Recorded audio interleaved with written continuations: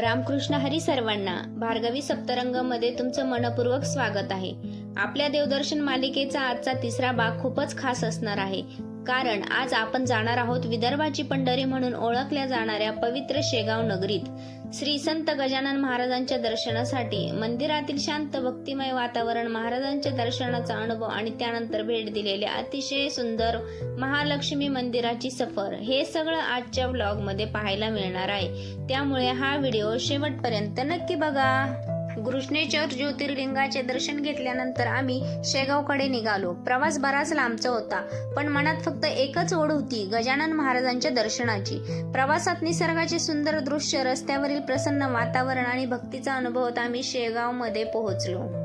शेगाव हे श्री संत गजानन महाराजांच्या पवित्र वास्तव्यामुळे संपूर्ण महाराष्ट्रातील भक्तांचे श्रद्धास्थान बनले आहे. लाखो भाविक दरवर्षी येथे दर्शनासाठी येतात. मंदिर परिसरात पाऊल ठेवताच एक विलक्षण शांतता आणि सकारात्मक ऊर्जा जाणवते.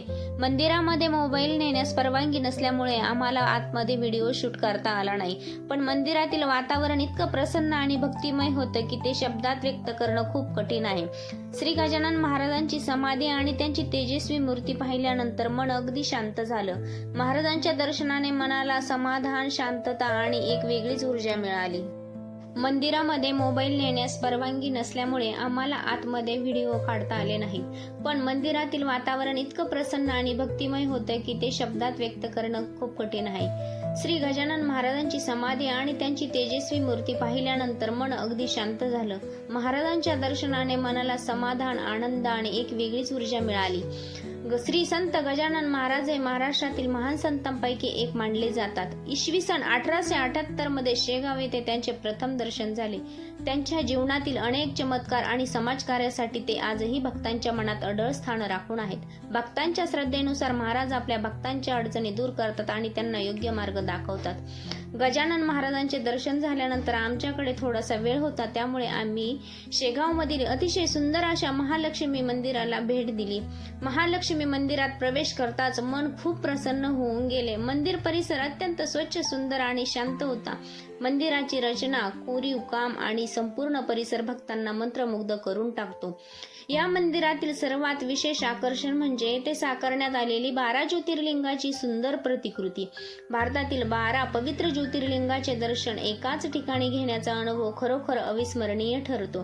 प्रत्येक ज्योतिर्लिंगाची रचना अत्यंत सुंदर पद्धतीने करण्यात आली आहे. काही ठिकाणी भगवान शंकर ध्यानमग्न अवस्थेत दिसतात, तर काही ठिकाणी त्यांच्या विविध रूपांचे दर्शन घडते. महादेवांच्या भव्य मूर्ती, नंदी महाराज, कैलास पर्वताची कलाकृती आणि विविध धार्मिक देखावे पाहताना आपण जणू एखाद्या आध्यात्मिक विश्वातच आहोत असे वाटत होते. मंदिरात अनेक सुंदर देखावे साकारण्यात आले आहेत. प्रत्येक मूर्ती, कलाकृतींनी भक्तांना अध्यात्म आणि भक्तीचा संदेश देत असल्याचे जाणवत होते. शेगावचा हा संपूर्ण प्रवास आमच्यासाठी खूपच खास आणि आनंददायी ठरला. गजानन महाराजांचे दर्शन, मंदिरातील भक्तिमय वातावरण आणि महालक्ष्मी मंदिरातील सुंदर कलाकृती पाहून मन अगदी भरून आले होते. शेगाव मधील श्री सिद्धपीठ महालक्ष्मी मंदिर हे एक प्रसिद्ध व पवित्र धार्मिक स्थळ आहे. हे मंदिर देवी महालक्ष्मी मातेला समर्पित असून अनेक भाविक श्रद्धेने येथे दर्शनासाठी येतात. देवी महालक्ष्मीला धन, सुख, समृद्धी आणि सौभाग्याची देवी मानले जाते. दररोज येथे पूजा आणि आरती केली जाते, तर शुक्रवार व नवरात्र उत्सव विशेष उत्साहाने साजरे केले जातात. शेगावला येणारे गजानन महाराजांचे भाविक या मंदिरालाही आवर्जून भेट देतात, त्यामुळे हे मंदिर शेगावच्या प्रमुख धार्मिक स्थळांपैकी एक मानले जाते.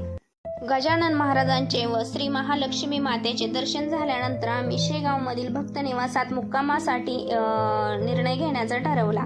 भक्त निवासाची व्यवस्था अतिशय सुंदर, स्वच्छ आणि व्यवस्थित होती. विश्रांतीसाठी तसेच आंघोळीचीही खूप चांगली सुविधा उपलब्ध होती, त्यामुळे भाविकांना येथे कोणतीही अडचण जाणवत नाही. रात्री आम्ही येथेच प्रसादाचा लाभ घेतला. प्रसाद अतिशय स्वादिष्ट आणि सात्विक होता. दिवसभराच्या प्रवासानंतर हा अनुभव खूपच समाधान देणारा ठरला.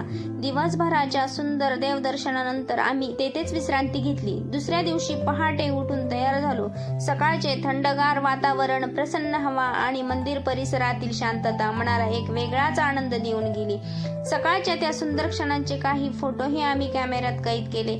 खरोखरच शेगावचा हा संपूर्ण प्रवास आमच्यासाठी अविस्मरणीय ठरला. श्री गजानन महाराजांच्या कृपेने आम्हाला हा सुंदर आणि भक्तिमय प्रवास अनुभवता आला. तुम्हालाही हा व्लॉग आवडला असेल तर व्हिडिओला लाईक करा, कमेंट करा, गण गणात बोते नक्की लिहा आणि अशा सुंदर देवदर्शन व प्रवास व्लॉगसाठी आपल्या भार्गवी सप्तरंग चॅनलला सबस्क्राईब करायला विसरू नका. पुन्हा भेटूया एका नवीन प्रवासात आणि नव्या देवदर्शनासोबत. तोपर्यंत रामकृष्ण हरी. जय गजानन महाराज की जय.